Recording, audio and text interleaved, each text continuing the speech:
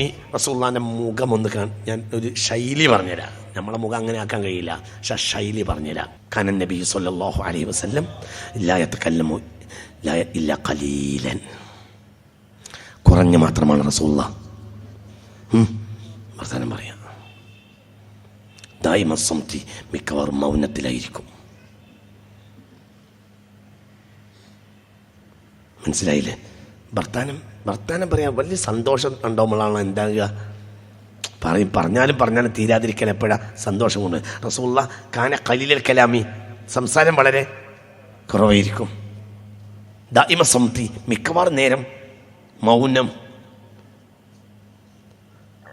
ഇനി കേട്ടോളെ അടുത്ത വരി. മുതവാസിലൽ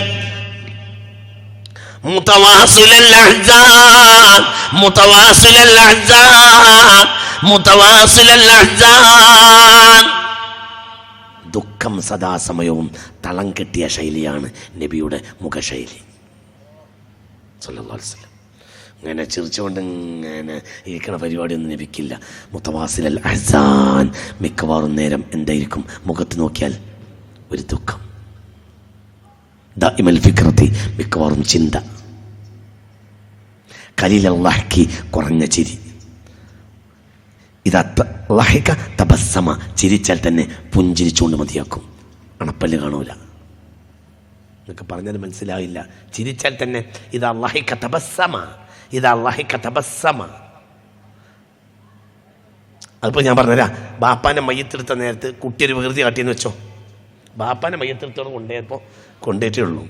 അപ്പോൾ കുട്ടികളും പെണ്ണുങ്ങളും ഒക്കെ ഇരിക്കുന്ന സദസ്സിൽ ഒരു കുട്ടിയൊരു വികൃതി കാട്ടിയാൽ കുടുംബത്തിൽ പെടാത്തവർ ചിരിക്കും. അപ്പോൾ ആ ബാപ്പാൻ്റെ മകൾ അവിടെ ഉണ്ടോ? അപ്പോൾ എന്തു ചെയ്യും? ചിരിക്കണം. കാരണം ചിരിക്കേണ്ട ഒരു വികൃതിയാണ് ആര് കാട്ടിയത്? പറയും മനുഷ്യന്മാരെ, മനസ്സിലായില്ല നിങ്ങൾക്ക്? ഒരു ഉദാഹരണം പറഞ്ഞു. ഈ ഉദാഹരണം കൊണ്ട് ഇത് ശരിക്കും നിങ്ങൾക്ക് മനസ്സിലാക്കാൻ കഴിയും. മനസ്സിലായില്ല? അപ്പോൾ ബാപ്പാനെ മയ്യത്തെടുത്ത് കൊണ്ടുപോയിട്ടേ ഉള്ളൂ. അപ്പോൾ ഒരു കുട്ടി, ആ കൂട്ടത്തിൽപ്പെട്ട ഒരു കുട്ടി ഒരു വികൃതി കാട്ടി, വല്ലാത്തൊരു കുത്തി മറിഞ്ഞ് എല്ലാവരും ചിരിപ്പിക്കുക. അപ്പോൾ പുറമെ നിന്ന് വന്ന ആളുകളൊക്കെ എന്തായി? ചിരിക്കും. കാരണം അവരെ സംബന്ധിച്ചിടത്തോളം ചിരിക്കാം. നേരെ മറിച്ച് ഈ മരിച്ച് മയ്യത്ത് കൊണ്ടുപോയ ബാപ്പാൻ്റെ മകളുണ്ടോ, അത്ഭുതവും ഒരു ആശ്ചര്യവും ഈ പെണ്ണിനും വന്നിട്ടുണ്ട്. പക്ഷെ പെണ്ണ് എന്ത് ചെയ്യൂല? പൊട്ടിച്ചിരിക്കൂല, ഒന്നിരിക്കും. നിങ്ങൾക്ക് പറഞ്ഞത് മനസ്സിലായോ? ഇതാണ് റസൂലുള്ളാഹിന്റെ ശരി. ഇദാ ലഹിക തബസ്സമ, ഇദാ ലഹിക തബസ്സമ.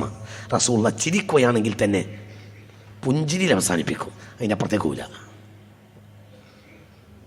പിന്നെ മിക്കവാറും എന്താ? മുതവാസിലൽ അഹ്സാനി, ഒരു ദുഃഖമുള്ള മുഖമാണ് നബിയുടെ മുഖം. മുഹമ്മദ് മുസ്തഫ സുബ്ഹാനല്ലാഹ്. ദായിമൽ ഫിക്ര, മിക്കവാറും ചിന്തയാണ്. ദായിമ സംതി, മിക്കവാറും മൗനമാണ്. ആര്? മുത്ത് മുഹമ്മദ് മുസ്തഫ, മുത്ത് മുഹമ്മദ് മുസ്തഫ, മുത്ത് മുഹമ്മദ് മുസ്തഫ. ആ ചിരിക്കണത് ഇനി നമുക്കത് കാണണം. അവിടുത്തെ ഉമ്മത്ത് മുഴുവനും സ്വർഗത്തിലാണ് കയറി, അവിടുന്നാണ് ചിരിക്കും. അല്ലാഹു അത് ഞങ്ങളെ കൂട്ടിത്തരണമേ റബ്ബേ, അത് ഞങ്ങളെ കൂട്ടിത്തരണമേ റബ്ബേ, അത് ഞങ്ങളെ കൂട്ടിത്തരണമേ റബ്ബേ. അപ്പോഴാണ് ചിരിക്കും മുത്ത് മുഹമ്മദ് മുസ്തഫ.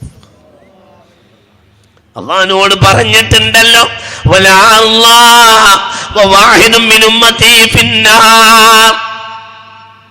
ഇന്റെ അവസാനത്തെ ഉമ്മത്തിൽപ്പെട്ട അവസാനത്തെ ആളും നരകത്തിലുണ്ടെങ്കിൽ എനിക്ക് സന്തോഷമില്ല റബ്ബേ, എനിക്ക് സന്തോഷമില്ല. എന്റെ ഉമ്മത്തിൽപ്പെട്ട അവസാനത്തെ ആളും നരകത്തിൽ നിന്ന് രക്ഷപ്പെട്ടാൽ മാത്രമേ എനിക്ക് സന്തോഷമുണ്ടാകൂ എന്ന് മുഹമ്മദ് മുസ്തഫ. വലസൗഫ യുഅ്തീക വലസൗഫ യുഅ്തീക റബ്ബുക ഫതർളാ എന്ന ആയത്തിറങ്ങിയപ്പോൾ ഹബീബായ നബി പറഞ്ഞു, വലാ അർളാ യാ റബ്ബി വലാ അർളാ വവാഹിദും മിൻ ഉമ്മത്തി ഫിന്നാർ. എൻ്റെ ഉമ്മത്തിൽ അവസാനത്തെ ആളും നരകത്തിൽ നിന്ന് കയറിക്കഴിഞ്ഞാലേ എനിക്ക് സന്തോഷം വരുള്ളൂ. അതുവരെ എൻ്റെ അവസ്ഥ അങ്ങനെ തന്നെയാണ്. മുഹമ്മദ് മുസ്തഫ സല്ലല്ലാഹു മുത്ത് മുഹമ്മദ് മുസ്തഫ, പുണ്യ മുഹമ്മദ് മുസ്തഫ.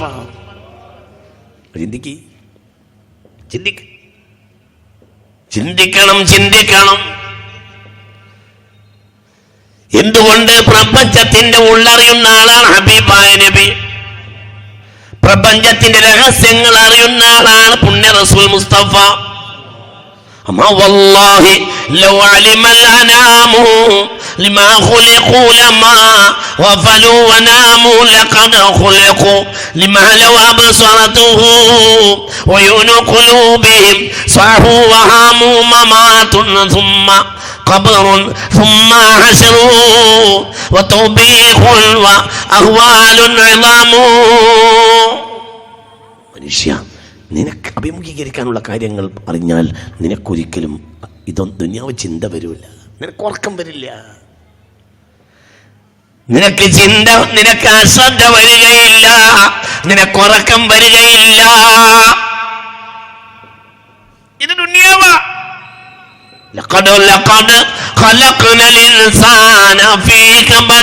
ക്ലേശത്തിലാണ് അല്ലാഹു മനുഷ്യനെ പടച്ചിട്ടുള്ളത്. ഇത് ക്ലേശത്തിന്റെ ലോകമാണ്. ക്ലേശം ഇവിടെ സാധാരണഗതിയാണ്. കരഞ്ഞുകൊണ്ടാണ് തുടങ്ങിയത്. അല്ലാഹു തആല മനസ്സിലാക്കാൻ തൗഫീഖ് തരട്ടെ. ഞാൻ എല്ലാത്തിൻ്റെ ഒരു സാരാംശമാണ് ഈ പറയുന്നത്.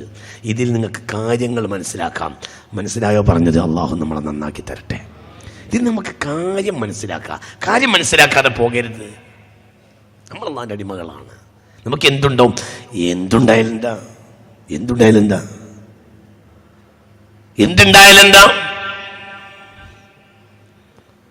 അല്ലാഹു വിധിച്ചതുണ്ടാകും.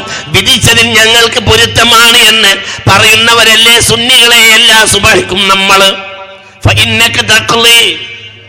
ഇല്ലേ? എന്തിനാ കുട്ടി സുന്നികൾ ബേജാറാവുന്നത്? സുബഹയ്ക്ക് നമ്മൾ കൈ പൊന്തിക്കുന്നില്ലേ? സുന്നികളായ സുന്നി മുഴുവനും പ്രതിജ്ഞ ചെയ്യുന്നില്ലേ? ഖുനൂത്ത് കേവലം ദുആയല്ല, ഖുനൂത്ത് ഒരു പ്രതിജ്ഞയാണ്.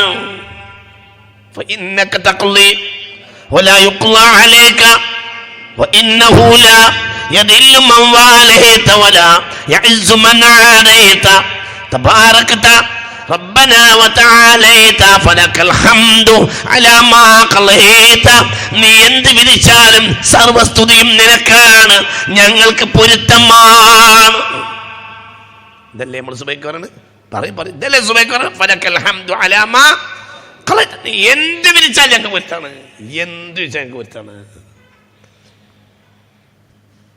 നീ എന്ത് വിധിച്ചാലും ഞങ്ങൾക്ക് പൊരുത്തമാണ്.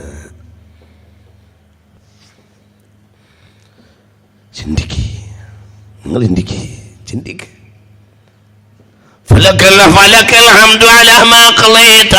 നീ എന്ത് വിധിച്ചാലും ഞങ്ങൾക്ക് പൊരുത്തമാണ്. എന്തുകൊണ്ട്? നീ ഞങ്ങളുടെ റബ്ബാണ്. ഇവിടെ ക്ലേശത്തിന്റെ ദുനിയാവാണ്. ഇത് കഴിഞ്ഞാൽ പിന്നെ ചിരിച്ചു പോവും. അല്ലാഹു നമുക്ക് തൗഫീഖ് തരട്ടെ. ഉറക്കെ പറ, അല്ലാഹു തൗഫീഖ് തരട്ടെ. മനസ്സ് തുറക്ക, അല്ലാഹു തആല തൗഫീഖ് തരട്ടെ.